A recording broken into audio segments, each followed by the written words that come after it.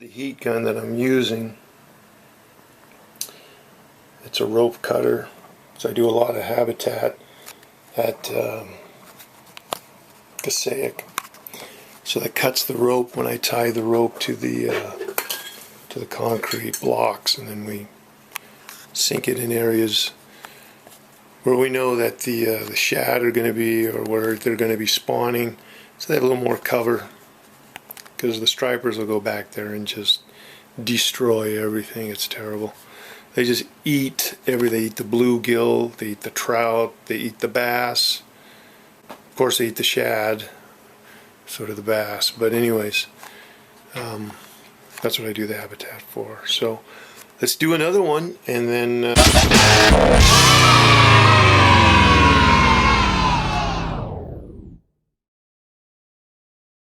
I'll edit this.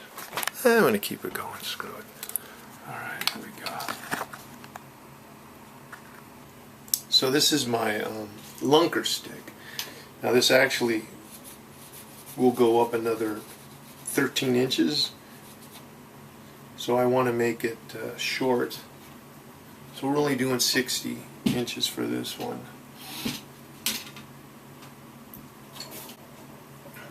And again, after you always want to make your bell housing so that you don't have to worry about it. So after you cut one, make another bell housing, because the other one's going to seal on the other side, so that's what we want.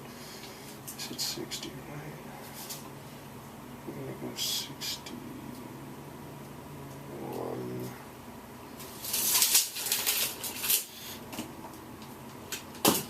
And then this is how the electric cutter works.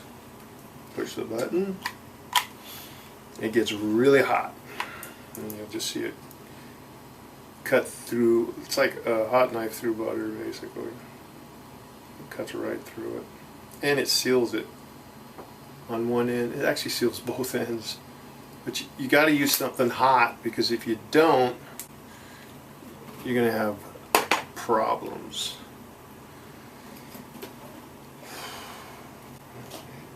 Sealed up a little too good. Yeah, they'll just keep splitting open.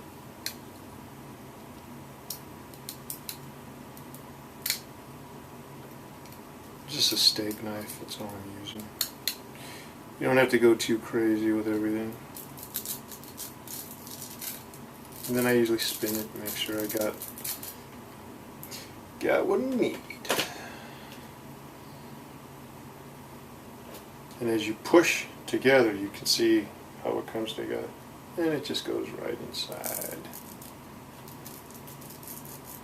I remember those, the Chinese, where you put your finger in. Yeah, it's almost like that type of material.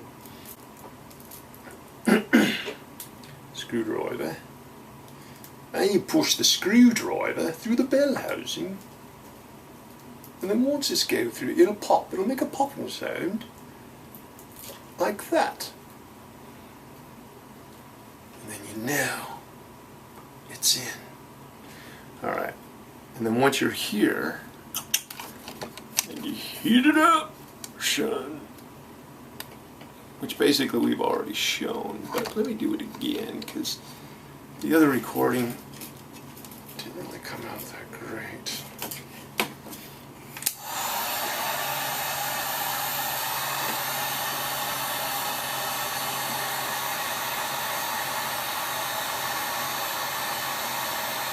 As you keep spinning it, you'll actually see it get really glossy, like black paint. You're pretty hot enough, and then just squeeze it down. Go over it one more time.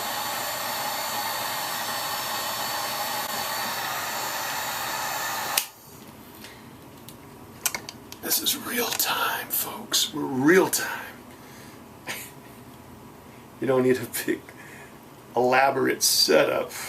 Just the proper tools. And then you got your little bell for your next one. And I got this, by the way, on eBay, so you can buy this stuff on eBay. Alrighty. I'm going to heat it up a little faster.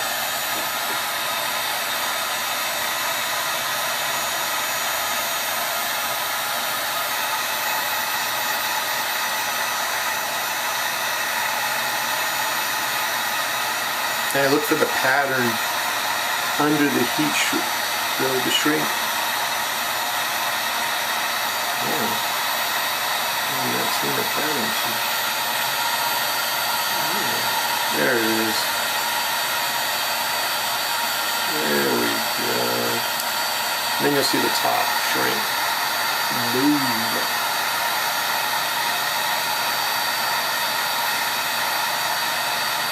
Basically making these for about 75 cents. It's a lot cheaper to make them. They're like 12 bucks. No, we're not spending 12 bucks. You can do other stuff too. You could stick foam in here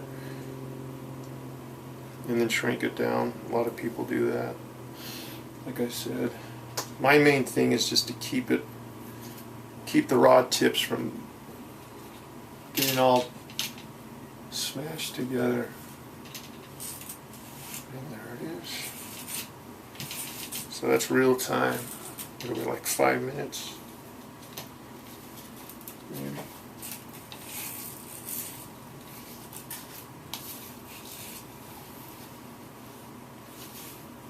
And boom, boom. Alrighty. Well, hope that helps you guys. Cobra Bassen, B-A-S-S-E-N, looking out for you. Wait, where is he? Oh, there he is. And I do the shrink wrap too. I do the shrink wrap. Just cut your pieces of your shrink wrap, put it on the edge. The end, the end of your, you know, you could still open that up if you wanted, but why? And just close it like that, put your shrink wrap on top. So here's what I did with the spinning rod.